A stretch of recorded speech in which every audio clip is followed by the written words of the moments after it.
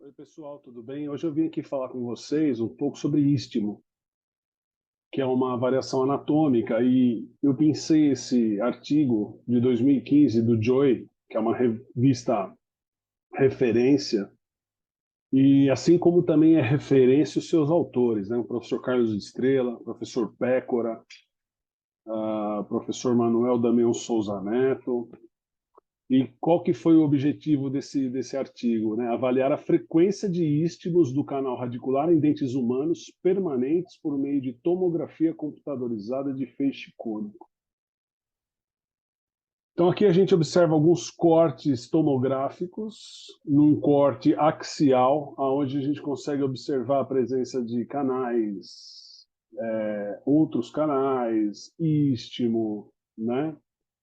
Raízes supranumerárias, radix, etc., também nos ajuda a observar. Esse trabalho, ele pegou 1.400 dentes de 618 pacientes, no caso 394 mulheres, com idade média de 43,4 anos.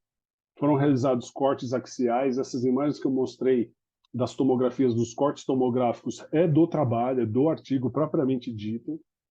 E essas imagens, né, esses cortes, foram escaneados do orifício pulpar até o ápice, e assim foi classificado em 7 categorias. Ambos no terço cervical, a segunda categoria começava no terço cervical e terminava no terço médio, a terceira começava no terço cervical e terminava no terço apical, a quarta em ambos os cortes do terço médio, a quinta categoria começava no terço médio e terminava no terço apical, a sexta, ambos no terço apical, e a sétima, sem istmos. Então é importante salientar o seguinte, que istmo é uma estrutura anatômica comum em dentes permanentes humanos, exceto em dentes anteriores superiores. Por quê? Porque os nossos dentes anteriores e superiores, eles têm uma tendência de ser mais cônicos, mais arredondados.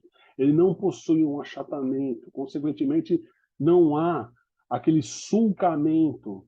E a gente imaginando numa visão interna, a gente teria esse istmo devido a esse sulcamento externo, a esse achatamento externo. Lembra que a gente estudou lá em anatomia, né, dental interna, que o sistema de canais, a anatomia dental, ela copiava a parte externa do dente, a parte externa da raiz.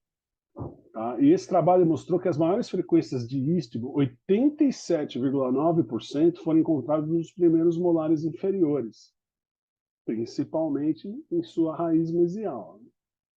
As frequências de istmos, de acordo com a idade média e o grupo dentário, não foram significativamente diferentes, exceto nos incisivos centrais inferiores. Aí sim, já não é um dente cônico, é um dente achatado, que tem um sulcamento maior. A gente observa essa visão exterior da raiz, esse sulcamento.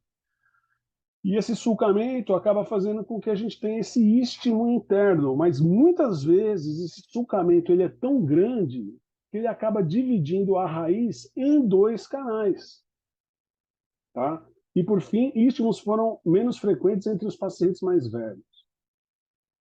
Mas voltando a esse tema aqui, que as frequências foram muito grandes em incisivos centrais inferiores, eu mostro para vocês aqui um caso do pessoal lá do Endogroup, pessoal do professor Mário Zuolo, foi postado até pelo professor Daniel Carlaquian, que é meu amigo, uma pessoa muito querida. Observa aí, ó, um incisivo inferior. Olha esse sulcamento que acaba fazendo com que a gente tenha 2 canais em uma mesma raiz, devido a esse achatamento tão grande. Então, uma variação anatômica do incisivo inferior. Por isso que é muito importante a gente ter essa preocupação em analisar bem a anatomia, seja com uma imagem de tomografia, que é 3D, bastante importante nessas horas. Então, aqui eu faço uma analogia, né? O que é um istmo, né? Que a gente aprendeu lá na escola, né? Desculpa, vou voltar aqui. A gente procura lá no Google, então a gente vê aqui o nosso canal, o nosso outro canal, e ligando nós temos esse istmo, né? No caso aqui as 2 ilhas ligadas por esse istmo. Aqui a gente tem uma imagem num corte axial também, mas em loco, né? A gente observa aqui, ó, a presença do istmo. Presença do istmo. E aí que é o grande pulo do gato, né? Como é que a gente limpa essa região? Porque são regiões que as bactérias se depositam também. Dentina se deposita, dentina contaminada se deposita.